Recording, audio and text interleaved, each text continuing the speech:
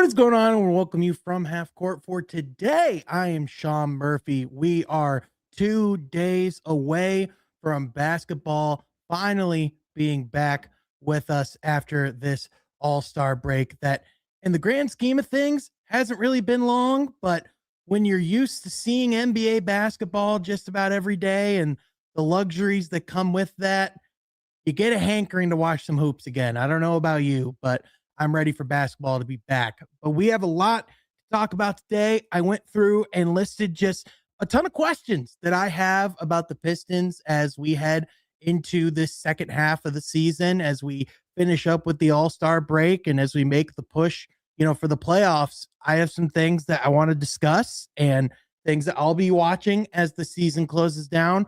Also want to talk a little bit about JB Bickerstaff's appearance on the Road Trippin' podcast. Had a lot to say on there, was definitely in a relaxed environment, and you could definitely tell that he let it fly a little bit there. So have a lot that I want to say about that as well. But first, if you do like the pod and everything that we have going on here, be sure you like the video and subscribe to the channel. Hit that notification bell so you don't miss any of the content that we have coming up down the pike. Going to be doing a lot more pods as the season goes down. But with that, let's go ahead and get started with my list of burning questions. I have about 10 here, not to freak you out.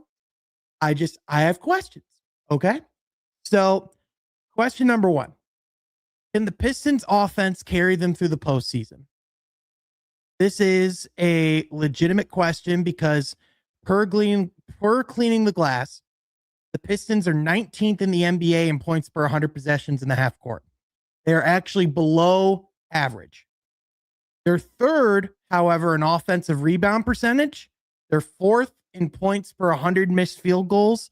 And they're second in the NBA in plays per miss, meaning they're the second in the NBA in creating plays off of misses. So although the Pistons haven't been efficient and haven't necessarily scored at a high clip in the half court, what is potentially their saving grace and the thing that can help them with overcoming that is the fact that they can create more shots. They can create more opportunities for themselves. Now, granted, it's great that you create them, but you have to actually capitalize on them. And that's something that's going to definitely be, targeted in the postseason.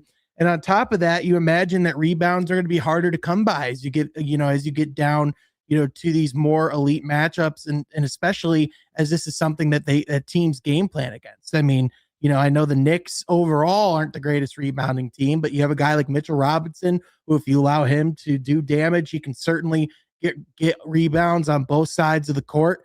That's definitely something that they'll have to maintain their high level of rebounding on both sides to be able to get to where they want to this postseason. Another thing, that I'm just kind of wondering as this season goes on and as we're heading down this stretch is, does Cade Cunningham more firmly enter the MVP conversation? Because feels like up to this point, it's been treated like it's just a 2-horse race. It's going to be, all right, who's going to win their, next MVP award? Is it going to be Shea or is it going to be Jokic? I think at the beginning of the season, the only new player that was really seen as a legitimate threat for that was Luka Doncic, and that was just because of a Men's Health magazine article. I think if you look at the argument for Cade for MVP, it's pretty strong. You look at the amount that he adds to winning. His win shares have gone up dramatically throughout his career. Per cleaning the glass, with his efficiency, he's expected to add 14 wins to whatever team he's on in the league, which means he affects winning at a really high level. The other thing is his usage rate is still really high on the offensive end. In fact, it's almost 31%. And on top of that, he's taking on that offensive burden while being one of the best defensive players on the court too. He's taking the challenge of guarding the team's best player, shifting that with like an Ausar Thompson. So the fact that you have someone who's doing all of that, oh, by the way, also leads the league in assists and is the best he's been when it comes to turning the ball over too. In fact, the Pistons turn the ball over almost 3% less when he's on the court, which is actually really good. Their offense is a lot more efficient when he's on the court. I mean, everything just works better when Cade's on the court. He impacts literally every area of the game when it comes to winning. He's a high level rebounder for a guard at his size too. Really, the only thing that you can really knock Cade in when you're talking about the comparison to some of these other players at the top. And again, this is where it really gets nitpicky. People just look at the efficiency numbers, specifically the shooting efficiency. And I think when you look at Cade's efficiency, yeah, it's definitely not the highest when you look at some of the other guys, but I would argue he's operating in a lot less space than those guys are. We've chronicled very well on this podcast, and we'll probably talk about it here in a little bit, but shooting has obviously been hard to come by for this Pistons team. Even though they have guys like Duncan who can hit threes, they're still in the bottom three in 3-pointers made and 3-pointers attempted. We've been talking about that pretty extensively here.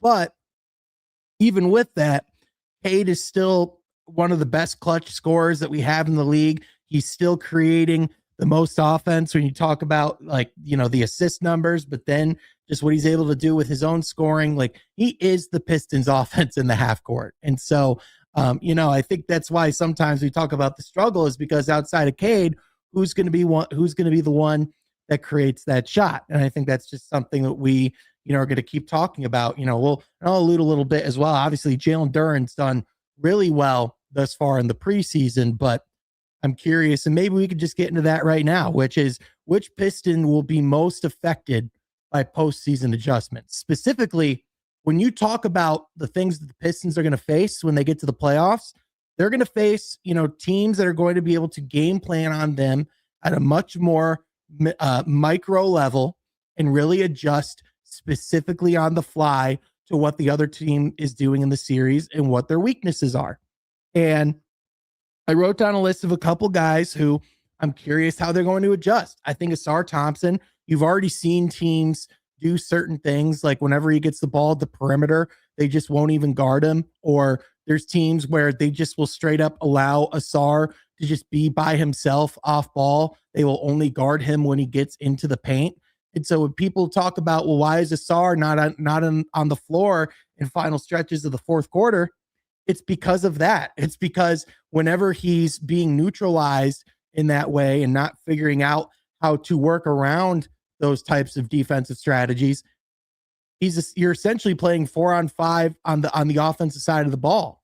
So as much as this is a team that prioritizes defense, as much as he wrecks the game on the defensive side of the floor, and as much as we talk about how his impact on winning doesn't get talked about enough, those are things that you kind of have to look at as real concerns. I think with Jalen Duren, we've talked a lot about his success this season, but we've also talked a lot about the areas of his game where he needs to grow. And listen, he's a guy who's going to be much higher on the scouting report than he's been than he was in last postseason. And teams are going to get in his grill, try and make him uncomfortable. They're going to prevent him from dribbling the ball or getting it above his waist and getting above his head. That's what teams like the Celtics have done. They're really good at. They might not be great at getting blocked shots in the paint. They might not be the best rim protecting team, but they're really good. What they're really good at is preventing attempts at the rim. And I think that's something you can really see a lot of teams, especially teams that have these really, crafty wings like the Knicks, where it's like, yeah, OG Anunoby and Mikal Bridges might not be the defensive players that they've been in years past, but they have guys with length. They have guys with size. They have guys with quickness who can impact those passing lanes, who can impact, those shooting lanes, those driving lanes specifically. And then you also talk about, again, as we talk about with like some of the spacing things, teams are going to be able to, focus in and exaggerate in on that. And if they face, who knows who they face in the postseason? If they face the, if they face the Boston Celtics of the world with Joe Mazzulla, he's shown himself to be a high level coach. If they play the New York Knicks, Mike Brown certainly has plenty of experience when you talk about the postseason. When you talk about the Cleveland Cavaliers, Kenny Atkinson won Coach of the Year last year for a reason, even though we've talked about plenty on here how that should have been JB Bickerstaff, but that's besides the point. The point is, those are real concerns when you talk about how are they going to adjust? we saw Cade do really well last season in the postseason when, teams were blitzing him and were bringing the pressure and, like really forcing Cade to work through adversity. And he figured out a lot of those things pretty quickly throughout the postseason. But I wonder with the fact that, you really the only thing they did at the deadline to address the spacing was going and getting Kevin Huerter, which, yes, I still think that was probably, the best move considering what the Pistons were doing as far as not going and making too big of a splash. I'm not changing my opinion on that. But what I'm saying is, I wonder if we start to see that stuff really start to show up more in the postseason. So, again, these aren't necessarily things that I think are going to happen. These are things that I think we have to look out for as the season goes on, as the pressure turns up, as the adversity gets higher. Another question I have: can Paul Reed maintain his level of play during the Isaiah Stewart suspension?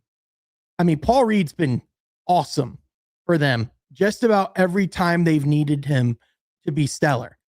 There certainly isn't the same level of rim protection when Paul Reed's on the court. He certainly can still provide that, but he's just not the rim protector that Isaiah Stewart is. But Isaiah Stewart's literally one of the best rim protectors in the league. So asking him to be one of the best rim protectors in the league is just unrealistic. But when you're talking about facing the San Antonio Spurs, where he's going to have to probably play some significant minutes in that game, probably a good amount of minutes with Wemby on the court.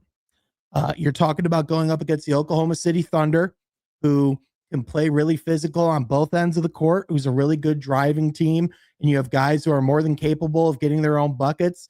You know that I'm a proponent of Chet Holmgren and his size and lankiness and ability to finish around the rim. And honestly, the scoring improvements he's made in all facets of his game this season. I mean, that's something that you're definitely going to have to look out for. Thankfully, with some of those matchups, Jalen Duren will be back by then. He can take on a lot of that pressure. And so Paul Reed will be going back to being, kind of your secondary big during those games. And so it's not like Paul Reed has to be the, quote unquote, like number one option at your center position. But it's certainly when you talk about, the keeping your position in the standings and minimizing the impact of what this suspension can be. Because again, you're going to be without Isaiah Stewart for 6 more games. You're going to be without Jalen Duren for 1 more.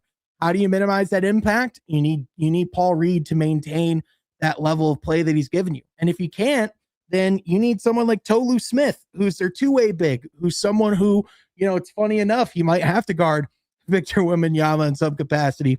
I asked him before the year, like, what would you do if you guarded someone like him? How would you approach it? He said, dog his ass out. I mean, it'd certainly be interesting to see if he can do that or not. That's all, it would just be fascinating.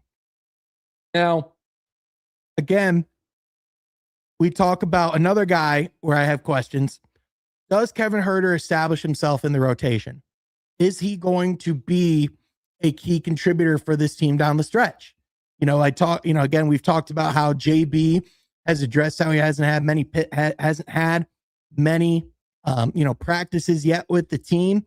One of the things about All-Star and, getting back, to Detroit this week and, focusing before the game on Thursday is that it does give more time for guys like Kevin Huerter to, get acclimated in the system, to get more practices in, to get to know his teammates. And thus far in Detroit, I mean, he's appeared in 4 games. He's averaged 12 minutes. He's averaged 4 points a game. He hasn't exactly done a lot. Now, granted, 2 of those games, he didn't score a single point. 2 of those games, he was actually pretty decent. It's still a very, very small sample size. And so I imagine as the stretch of the season starts to wind down, I imagine as, they start to have him in the system more, his role on the team will naturally extend. And again, when you talk about like who he was replacing in Jaden Ivey, not the Jaden Ivey that people have in their, heads to be, but what they actually got from Jaden Ivey this season, which was an 8th or 9th man in their rotation. Can Kevin Huerter step in and do that? I think so. But beyond that, I'm not entirely sure. So again, we'll see if he can get comfortable in time, to be a key contributor when we get to the playoffs, if he'll be a part of that rotation, or if this is ultimately just going to be a move that we look back on as sheerly a financial one. that's just going to be an interesting storyline. So again, I think Kevin Huerter has a lot of what it takes and a lot of the skills and things that you would look for in someone that can thrive in this situation. But it's definitely, I mean, undeniably, it's a lot to ask someone to come into a team that has been humming so well that they have the best win percentage at the All-Star break in the league. And, oh yeah, you have to fit into that on the fly. That's just, again, big ask. Speaking of those matchups against the Spurs and the Thunder, how will the Pistons look versus the class of the West?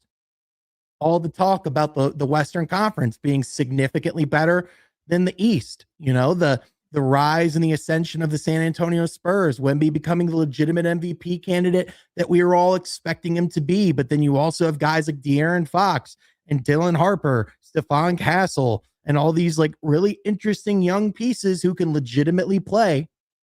And they play not the same brand of basketball that the Pistons do, but one that isn't very far off. And I can tell you what, they have guys who could sure as heck create their offense in the half court. So, you know, they won't care that the Pistons are shorthanded in that one, and the Pistons won't care about that either. And then, I mean, what's there to say about the Thunder? They're the defending champs for a reason.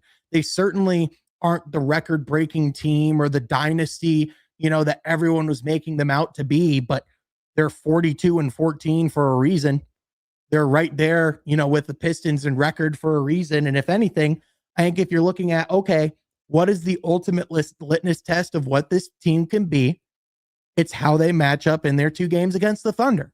And again, not that that's going to say everything, but it's going to say a lot, especially when you're talking about, okay, if they do end up getting to the finals, do they have a shot when they get there?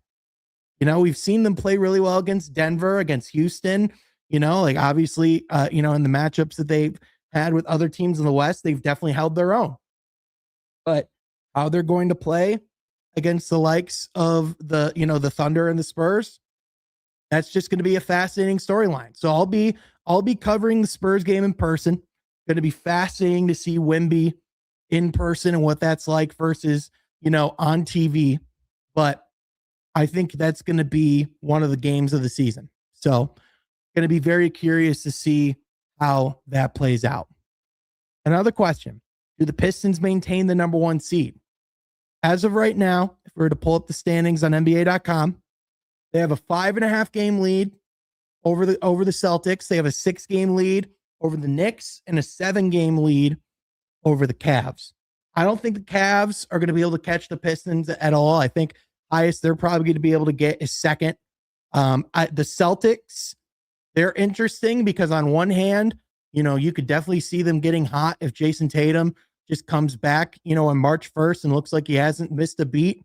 And Nikola Vucevic is just this amazing addition that works out right away. But at the same time, I just question how quickly that actually all comes together if that does indeed happen. I mean, you talk about Jason Tatum coming back into the lineup when, you know, Bill Simmons brought up a point of, you haven't really heard a whole lot of Jalen Brown going, oh man, like I miss how things were in the past. Like he's having the time of his life being the number 1 option for the Boston Celtics right now. And someone like Jason Tatum, he hasn't really ever been a role player in his life.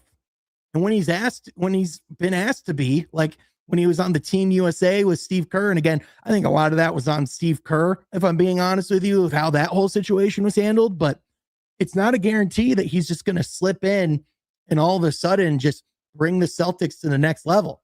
Now, again, you have to bring up their experience. If there is any athlete who can come back and potentially, you know, look really good off of an Achilles, Jason Tatum sure as heck has that chance. He looks like a freaking genetic super freak, but at the same time, it's still, historically speaking, just a heck of a lot to ask of a player. You know, obviously the Knicks, we've talked about how, you know, they've looked a lot better of late. They are still only a 500 team on the road. Yes, they went in and got Jose Alvarado, who I love watching as a Knick. He's just undeniably really fun in a Knicks uniform.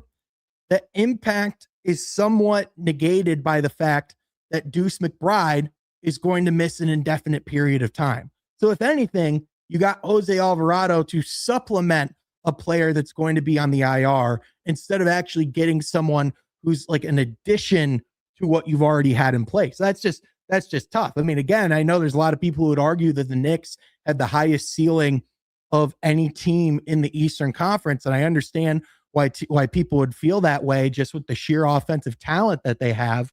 But I mean, thus far, we haven't really seen that yet against the Pistons. So, I mean, we're going to see that right here, right at the beginning after the break here on Thursday night. So, going to be interesting to see how that matchup looks when they're in the Garden. I mean, Pistons are pretty comfortable in the Garden last year, but again, that's a different conversation. Cleveland, though, I think they have a legitimate chance to rise up in the standings here, just because ever since like December 31st, this has been a completely different team than what the Cavaliers were at the beginning of the season. You know, they went and got they found this diamond in the rough in Jalen Tyson, who's just been absolutely incredible for them. You know, kind of just another one of these, kind of like rise from, like the low key status. I think he was actually a two-way player for them as well. And they had to sign him to a full-time contract. Obviously they went and got James Harden, who, the thing that's really dangerous about that, and we've talked about it on the podcast before, but it's not even really as much the fact that it's like, okay, like James Harden's what brings them over the top. I think it's the fact that you look at the fact that James Harden can supplement Donovan Mitchell as a playmaker. He's more reliable to play at this current moment than Darius Garland is. And yeah, he's definitely not this defensive stalwart, but at the very least, he's able to bring a little bit more size and a little bit more physicality to the defensive side of the ball than Darius Garland can. So I think there's a legitimate chance here that the Cavs could be looked at as the second seed by the end of the season. Like I don't think that's out of the question. Now, as far as any of these teams, again, their ability to catch the Pistons, I think it's unlikely. I think if it does happen, I think it's going to be because of struggles during the suspension, or it's just going to be because of the strength of schedule. I mean, things don't necessarily get a whole lot easier when they get into March either. So there will be a stretch after that gauntlet, though, where they play a lot of tanking teams. And so even if they do lose a little bit of ground over the course of the next couple of weeks, there's a very legitimate chance that by the end of March, they get all of that ground back and are in a position where it's like, oh, okay, yep, we're good. Nothing to even worry about. So, yeah, again, it'll be interesting to see if anyone actually does threaten for that number one seed, but the Pistons have had pretty firm control of it all season. And, 30 plus games isn't as many as people think. It's a lot. It's a good chunk of the season, but it's not as many as people think. Then there's the question that people are throwing out of, are the Pistons too young to win a championship? Now, on one hand, I would point people to the fact that the Thunder last year were younger than even this Pistons team is now, and they just won the championship. I think we're seeing more and more teams with youth, with athleticism, with speed, with physicality, teams that can bring that night in, night out and more consistently versus other teams that have less questions about durability. I think those are the teams that you're seeing having the most success right now. And I think you're going to see younger and younger teams having the ability to contend. I think that's why the Pistons have been as strong as they are. If you're really talking about, is youth their biggest deterrent? I wouldn't even say it's youth. I would say it's inexperience. That's the thing that's going to potentially be in their way. And when you talk about, this team, Trajan brought up the point of this team hasn't even won a home playoff game yet. They're still in a position where they have to pursue that this postseason. And so before he can start thinking of the mindset of championships, there's certain boxes you have to tick along the way. And again, I've talked before about how this season could be very similar to a season that the Thunder had 2 years ago, where that was their season where they ascended to the top of the Western Conference and in the top of the NBA when it came to regular season record. But then when it got to the postseason, their lack of experience caught up with them.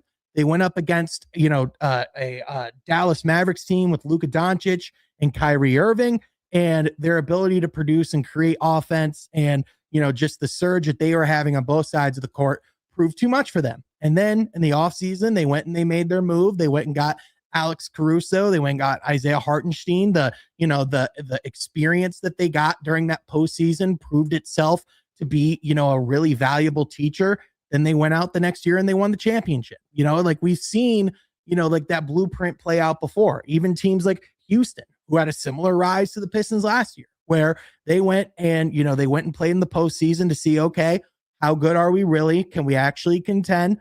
And then they lost in the first round and went, no, we can't. We have to make changes. They went and traded for Kevin Durant. One could argue that wasn't maybe the right move. One would maybe be talking about that on their burner. But we don't got to approach that here today. There's still a lot of that information to come out.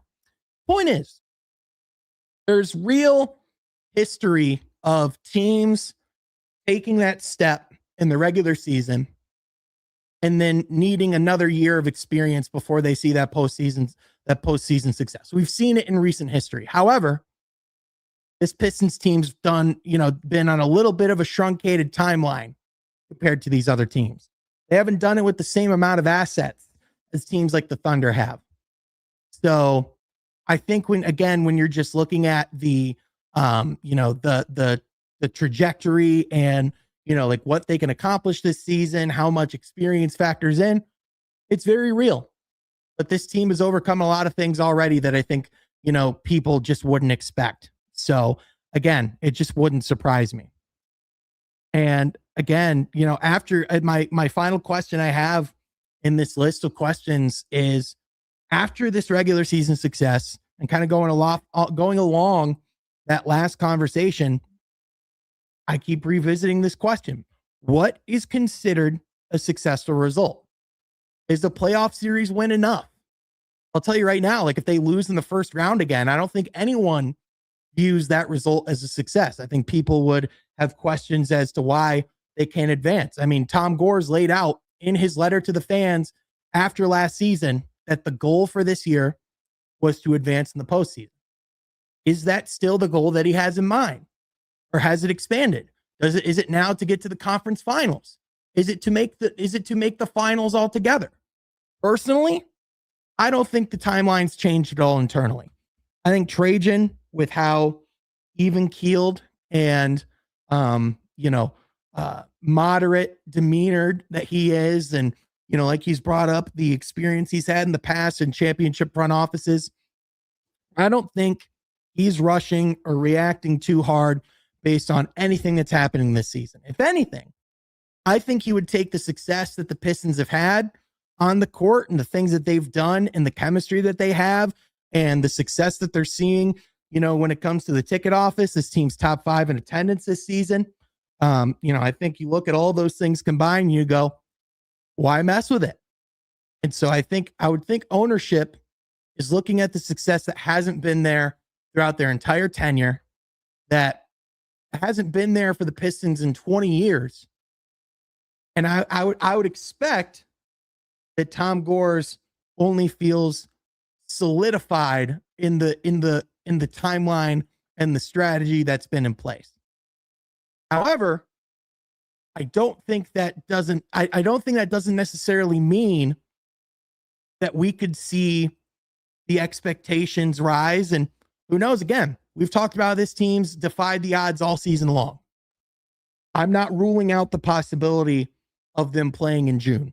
I'm just not, especially with how this Eastern Conference looks right now and how the Pistons have looked against top level talent all season long. Like, it's kind of like there's kind of almost like a collective, like waiting for the pin to drop on the Pistons, and kind of like the reality to set in of, oh, okay, there's the Pistons team that we were expecting this year. We're like almost 60 games into the year. That hasn't happened.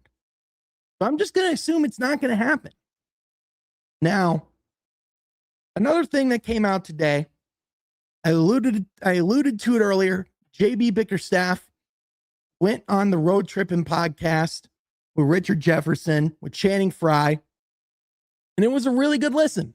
If you ever want to hear what JB's like, not on the court and not in the confines of an NBA media room, Highly recommend giving it a listen because that's probably the closest you're going to get to hearing what JB's like behind closed doors.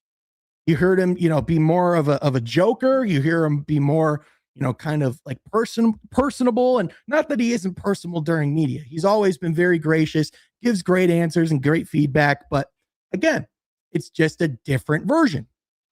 And a lot of the things that he touched on, and, like some of my takeaways from this, to me, it gives a lot of, a lot of input, and it gives me a lot of understanding as to why JB's been as successful as he is. And one of the things that teachers are is that they're teachers, but they're also communicators. And what JB proved to me during that that podcast, but also just leading up to it, is his ability to relate to players and relay information is elite. Specifically, there were a lot of conversations about, Jalen Duren's ascension and how good he's been this season, and rightfully so. And they've talked about the conversations that JB had with Jalen Duren in the offseason. And what he said was he went to JD and he said, we need you to be more selfish offensively. And we're not asking for that much.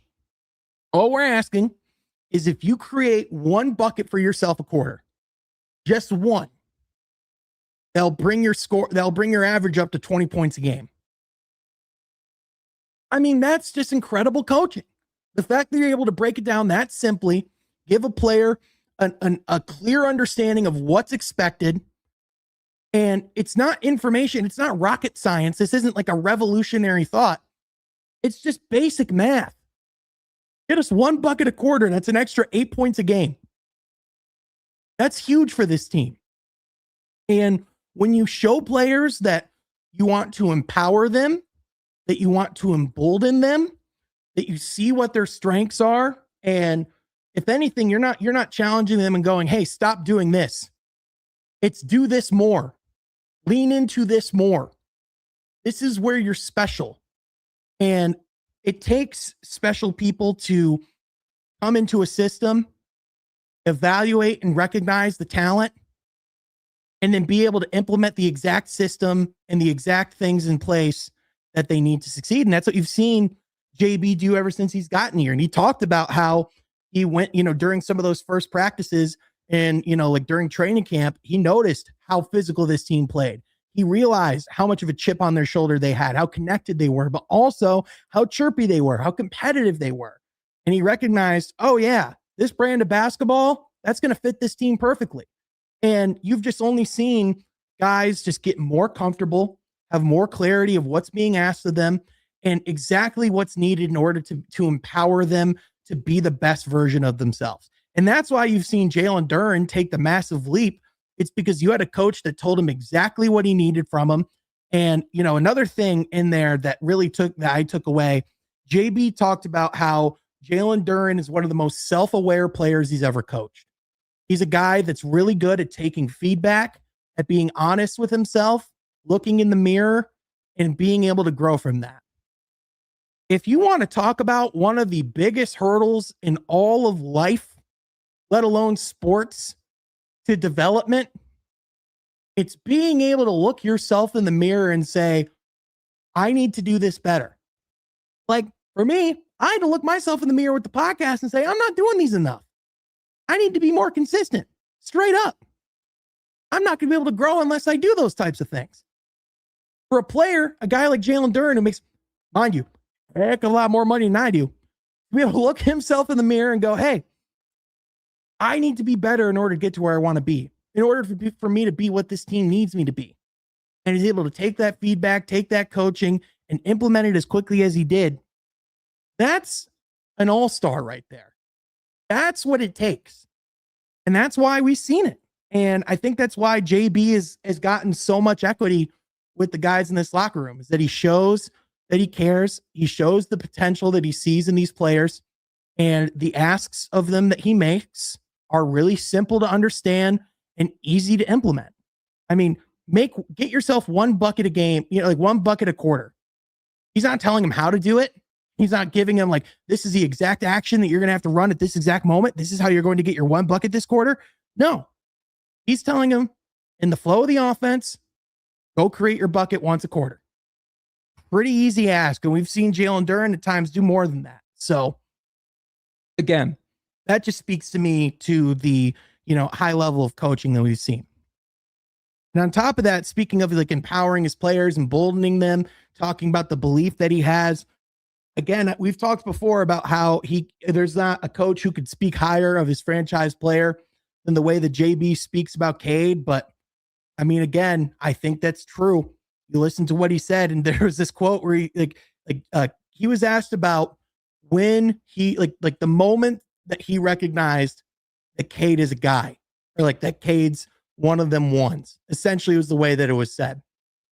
And JB's like, which one? I have these moments with him all the time.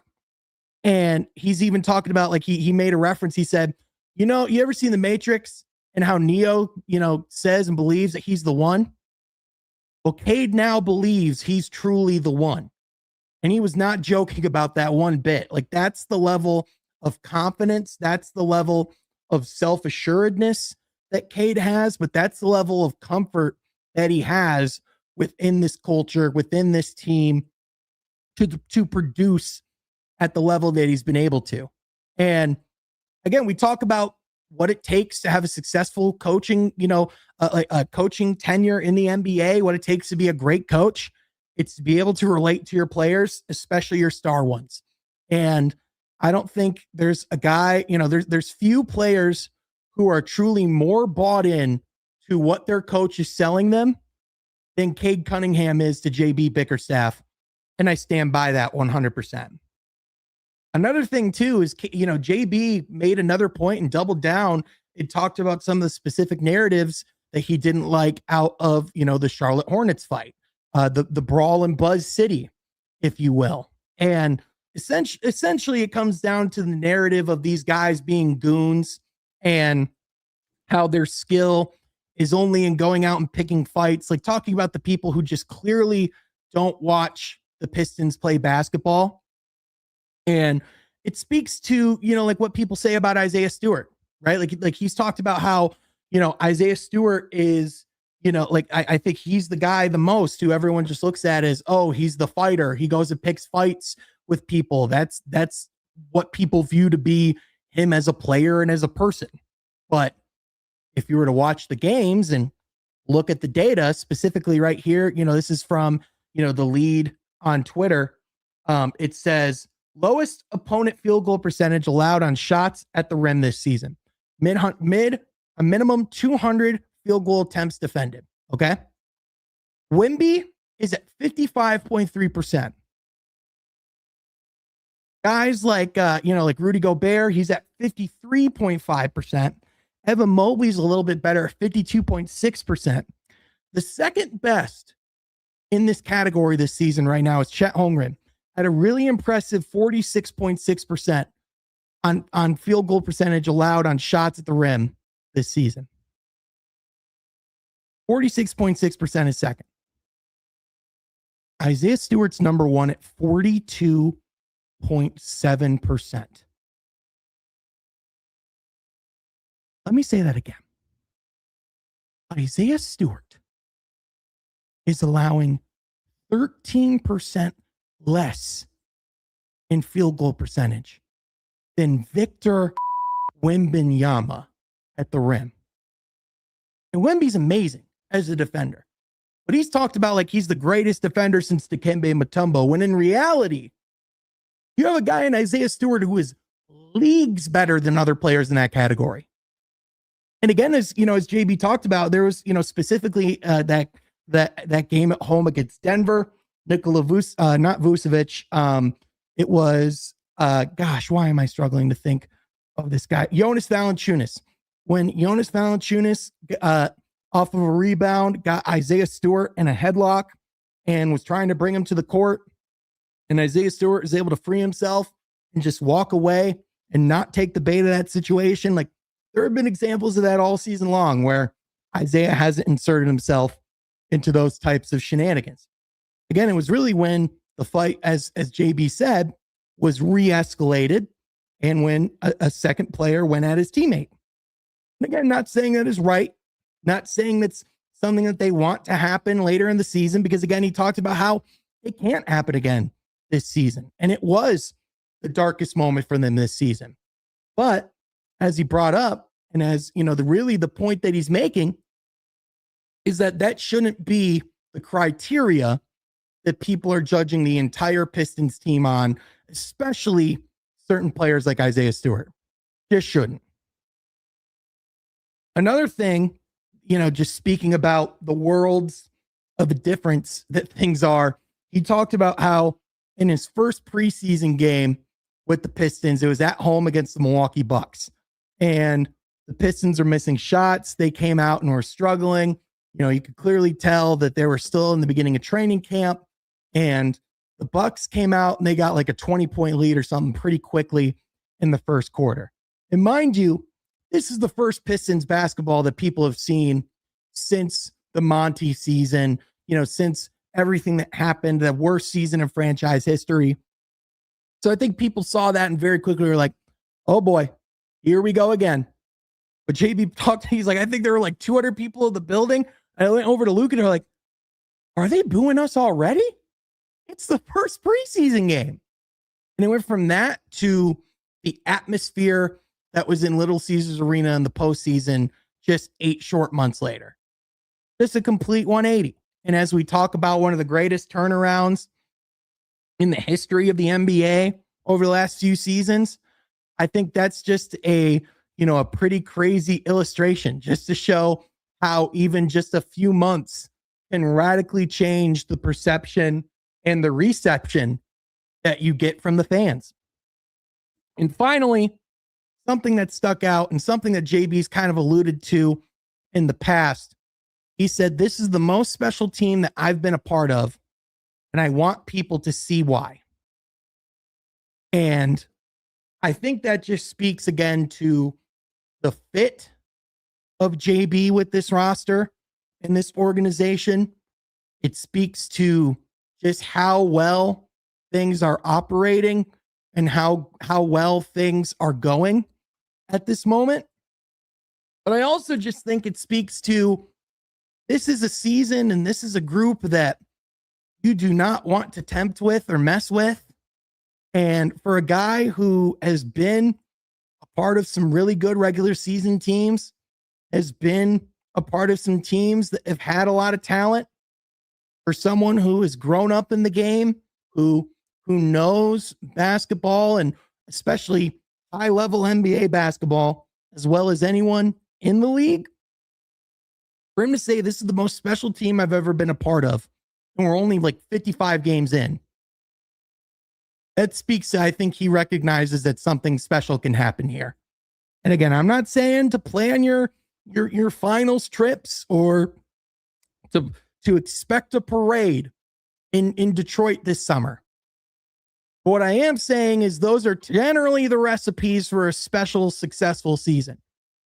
And even if they make it through, even if they make it to the conference finals this year, I think that's something that a lot of people in Detroit would celebrate massively. So again, these are just all the things that you point out and identify to. This could be a legitimately special team. And we're only a couple days away from the season getting back on the rails. We're going to have obviously a lot of high pressure basketball over the next week plus. And you best believe we're going to be talking about it all right here on From Half Court. So be sure you subscribe to the channel so you don't miss any of the content. Like the video, which helps out a ton. And also be sure to comment below what you think about some of those questions and the questions that you have for the Pistons down the stretch. That's going to do it for today, though, folks. Thank you so much for listening. We'll catch you guys next time from Half Court. Be sure you subscribed. Peace out.